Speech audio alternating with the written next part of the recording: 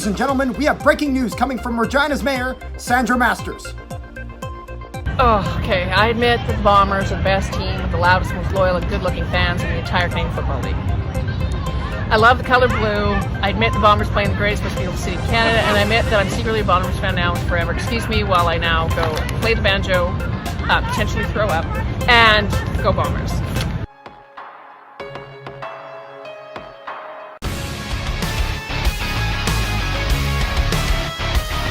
Good morning, afternoon, and evening, ladies and gentlemen. And we have ourselves, for the second year in a row, a Banjo Bowl blowout. Wow. This is, what a game. Where did this come from? You know, I was expecting, it's funny, you guys should really check out our Banjo Bowl preview that we did over on CFL Central, because I was going over in that some of the key things the Bombers needed to do. And it seems like they did most of them. And those things were: stop the running game with Hickson, get a lead early, and then as well was to do as best you can fix their secondary in, you know, making sure that they can't get the throwing game going. So shut down everything Saskatchewan has to offer, and then get up in this game early. And we really did all three of that for the most part. But there's a bit of stuff that happened before the game. So Janarian Grant is back. That's great to see. And the Bombers would have their quite elaborate, loud entrance.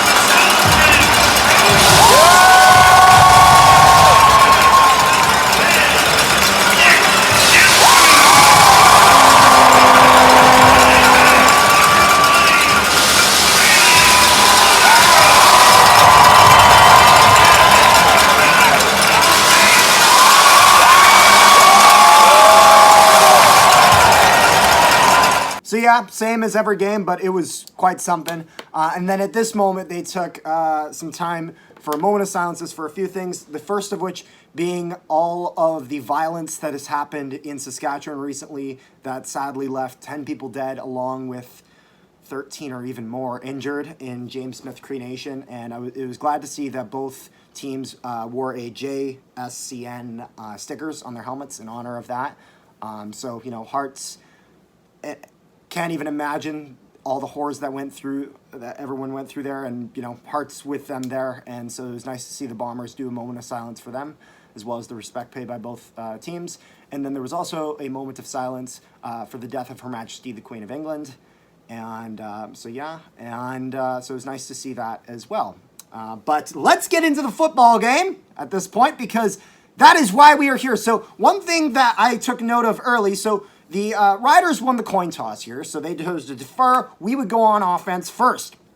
And we had quite an awesome first drive. And one example of that is Brady Oliveira getting quite the yardage. Attaboy. Go, go, go, go, go, go! Out of the way! There you go! There you go! Yeah, so this This was a great game for Oliver, and it started from the start. He was getting yards. He was moving, whether he was taking a pass from the side and then punching forward or punching forward straight from the start. He was able to get it, and then that would allow Nick Dembski to get the touchdown. Run.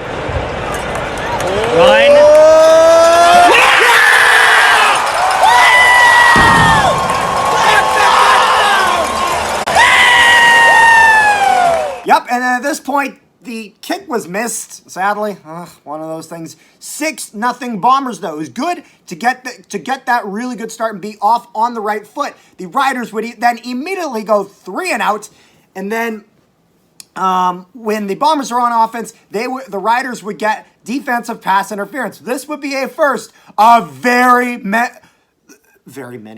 so many penalties for the Riders, and we're going to get into really the problem with that later on. And then at this point, I'm really starting to say, the offense is on fire. This wasn't just a one little bit of luck at the start. And the Riders would get an offside penalty, and it would be a first down Winnipeg. Second quarter, and Prukop would start that quarter with the touchdown. Go! Yeah!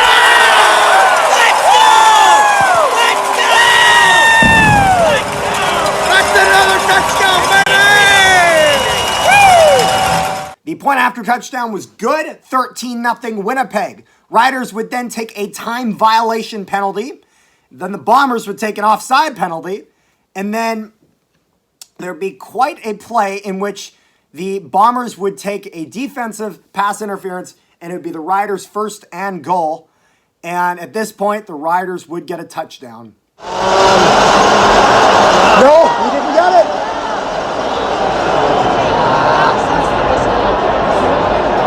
Apologies on that a little bit. Not the greatest background and all that for a reaction. I was actually in line getting food, and it was just taking a while. But the point after touchdown was good, and it would be 13-7 Winnipeg. And then the Bombers would march down the field and get themselves another touchdown. There we go!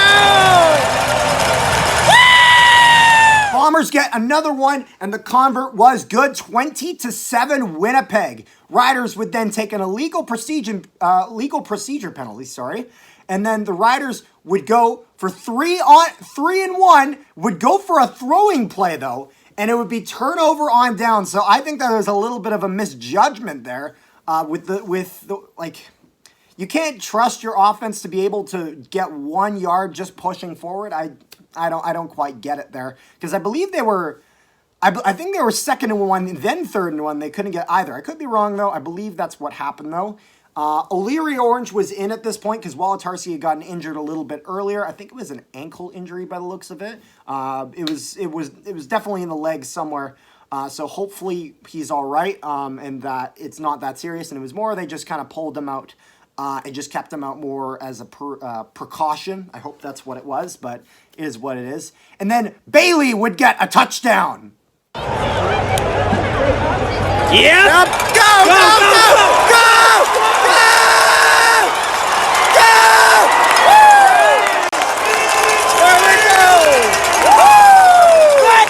So I don't know if you could tell at that point, but Bailey just had a great play in general. And I was like, wow, this is great. We're in short yardage. We can get the touchdown. But I didn't realize he actually did get the touchdown there. So I'm not going to lie. At first, I didn't think it was a touchdown. It looked like it was like, well, his foot was quite far back when it looked like he went out. However, I looked into it a little bit. I talked with a few others. And one thing that I noticed, and that we noticed in general, was that he was still in bounds, and his feet were still in bounds. He was going out of bounds, and he actually was able to touch the orange pylon on the outside of it, but he was able to touch it. Now, the funny thing is that the rule with that is that if you're able to get to that orange pylon, no matter where you touch it, as long as you're still in bounds when you make contact with it, that is an automatic touchdown. So if you're falling out of bounds, feet still in, and you touch the outside of it, that's a touchdown. So it's a little bit of a strange rule here. I didn't think it was a touchdown at first, but I'm just clarifying that because there was a lot of questions about that on a Discord server that I was on, and I'll get to that later. Point after touchdown would be good, and it would be 27-7 Bombers. And at that point, the Riders would get a field goal. Oh. Now he got it. Enough. Riders get the field goal, and then that brings us into halftime, where they do a very, very nice Sarah Orleski tribute, as she's going to be done doing the CFL stuff, as she's now going to be doing stuff with your Winnipeg Jets. I'll be excited to see that. So that's why I wasn't as sad about it, as much as she is just because I'm going to be then seeing her whenever I'm watching Jets games. Sarah Orleski's fantastic, you know. I'm very pleased overall that the Jets were able to pick her up. Best pickup of the offseason for them. Anyways, third quarter. The Riders would start off the quarter with a touchdown off of the kickoff. Get him down! You gotta get him! What are you doing? Come on! Oh my God.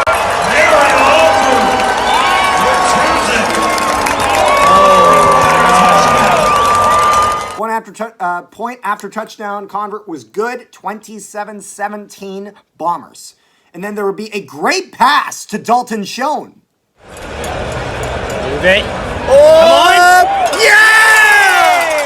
That's Dalton Schoen, baby! Woo! So at this point, I was starting to see that one of the reasons, I guess, that the Bombers' offense had been so successful this game and why the Riders were struggling with it so much. I mean, obviously, as I've already mentioned, Oliveira was on point. He was really pushing that run game forward, and then McRae was playing as well, playing really well there as well. But the throwing game, normally when the Bombers win, and they win in close fashion, like they do with most games at least, where it's like maybe a little over a touchdown at most. It's because one of the receivers on the Bombers had played really well and the rest were good. This game, everybody was on point. Wolotarski was on point until he was injured.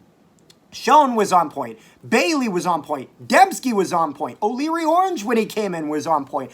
Everyone was excellent, so the Riders couldn't really pay extra attention to one or the other because everyone was such a big threat. So they would get some good yardage there with Schoen, and then they would hit a 45-yard field goal, making this 30-17.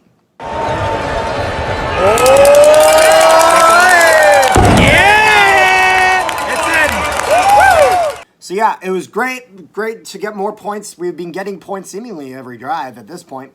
And then Fajardo would then run, and we would get a penalty, but I'm going to go into a little bit after you see this clip. What's this garbage? He doesn't know how to slide. It's not our fault. He crouched. He slid too late. He's not down yet. Get your head up. That's ridiculous.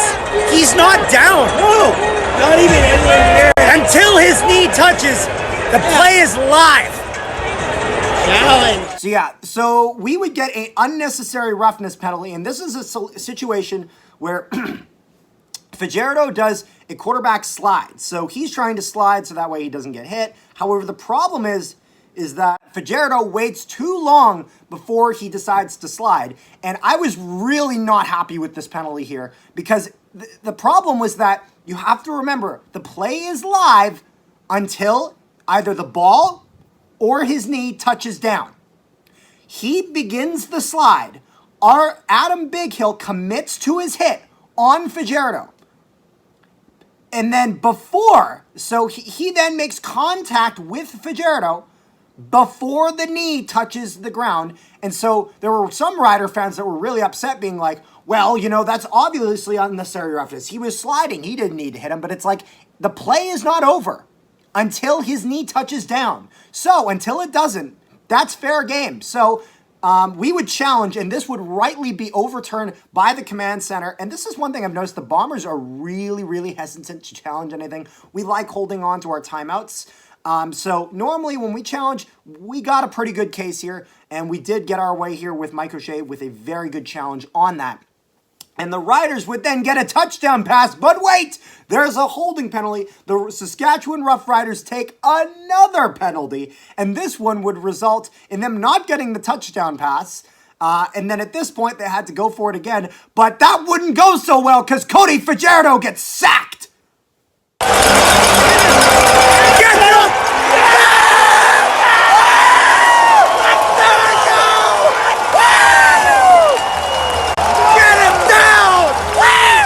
Fajardo would get sacked. Excellent play by the Bombers' defensive line. And then the Riders would be forced for a field goal, making this game 30-20. And then the Bombers, at this point, I was like, wow, the Bombers are playing well, and this is consistent from the first part of this game, because I was worried with halftime that we would lose a little bit of that, as we haven't really been the greatest at having a great game consistently throughout, and we'd more just have one or two great quarters, and that would be enough. But it was seeming to keep going, so I was absolutely ecstatic. And then at this point, I was really seeing that consistency as well with Brady Oliveira, because like the team, having a little bit of blitzes of success and little parts that would be excellent surrounded by mediocrity, Oliveira as well was doing great, whether it was early or late game.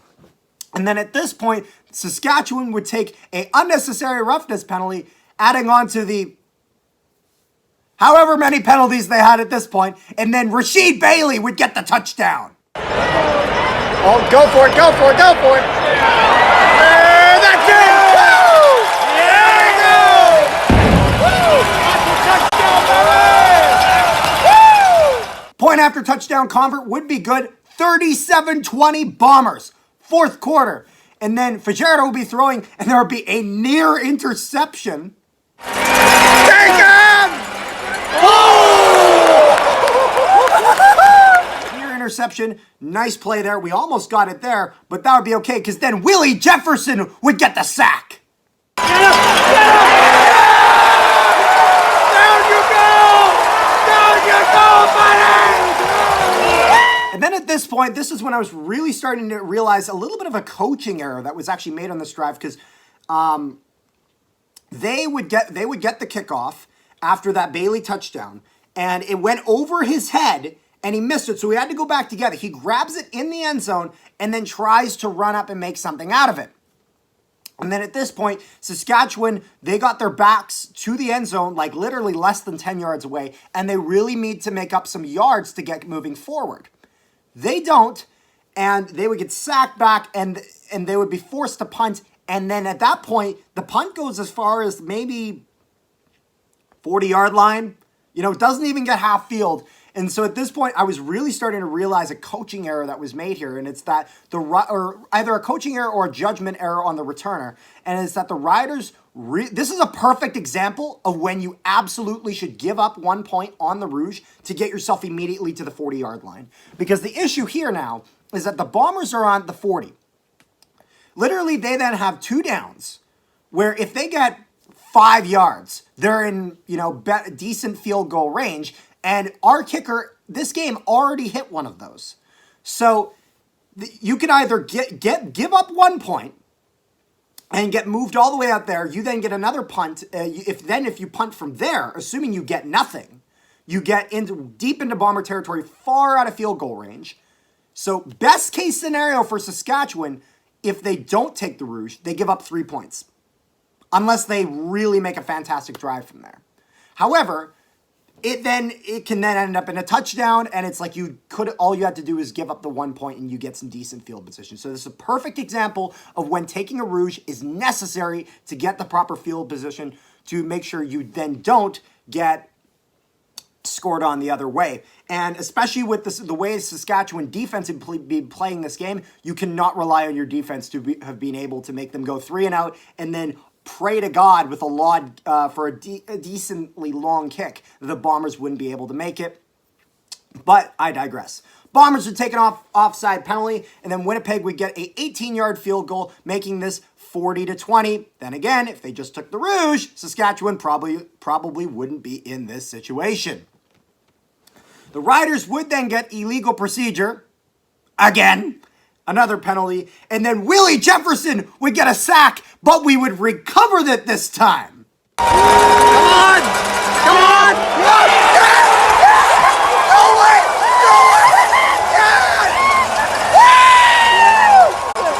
Let's go!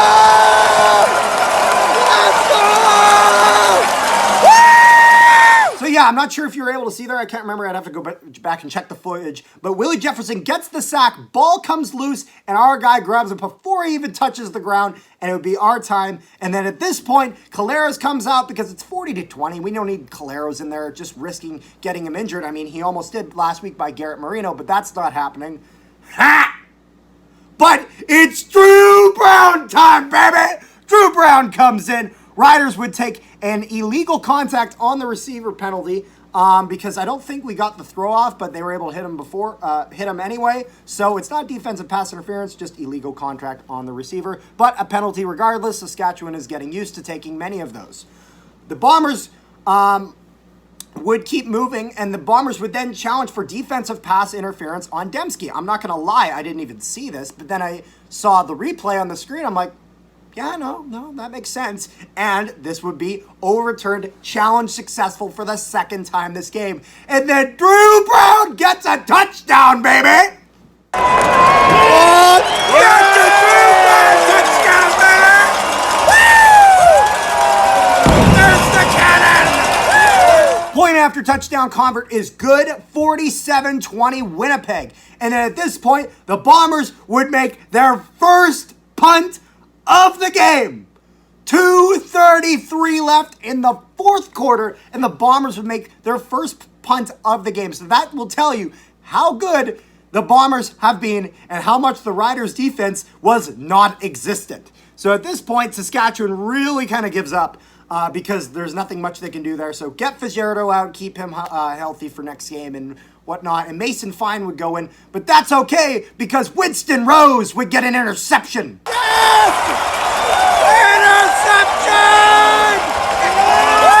The Riders would challenge for pass interference, and it was kind of necessary for them because, and there was no case here. There was completely no case, and they were just kind of hoping to God that they could get something that they could get their drive to continue, and that the Bombers wouldn't go on offense.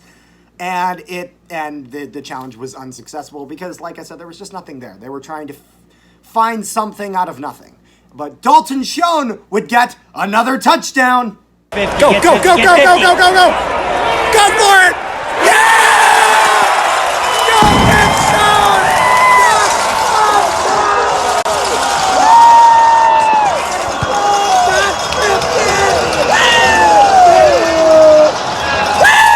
And then at this point, it would be 54-20 as the convert was good. And Saskatchewan Saskatchewan is taking the knee to end their suffering and the end of this game. End the suffering, boys! End it! End your own suffering! Zach, how's this game? How's this game, Zach? This is a blowout. Oh my God. It is not often you see that where a team will have been beaten so badly that they just want it all to end, and that's it. And that right there, them taking a knee in Winnipeg when they're down by so much, is really kind of the summary of this game. This was a game where it really showed that if Saskatchewan wanted to win one of these two games, they really needed to win on Labor Day at home. And this game was a combination of Saskatchewan collapsing and not being able to continue that pretty good performance against the Bombers last season. And the Bombers seeing the mistakes they made and fixing every single one of them. This is one of the most complete games by the Bombers I've seen all season. Maybe the most complete game, maybe even more than that game against BC. And if this is the way, like, this shows how good the Bombers are when everyone is on their game. Everyone. And this is also a game where we missed a convert, but he was able to redeem it with a 45-yard field goal. So, unbelievably fantastic game. Couldn't think of a better way to beat Saskatchewan, and I'm so excited for more of what's to come. And we got one more home game against the Riders, and I cannot wait for that one. That is, I believe, the National Truth and Reconciliation Day game. So that'll be nice to see that. So let me know what you guys thought of this video.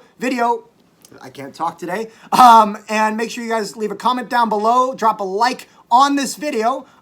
Make sure you also watch our stuff on CFL Central. We'll be talking about this game quite a bit on the Week 14 review. And then as well, I've been quite active in the CFL Discord, or in at least someone's CFL Discord. It is a fantastic community. I talk in there very frequently with everyone there. Everyone is able to talk, disagree, agree, and have a great time and be very, very civil about everything. So I'd love if you guys would join me there. Make sure you guys do. The link to that Discord is down in the description below. Please join. I would love to talk with you guys. It's just fantastic. And so, shout out and, plug to that. And so, yeah, I hope you guys enjoyed this video, and I'll see you guys next time.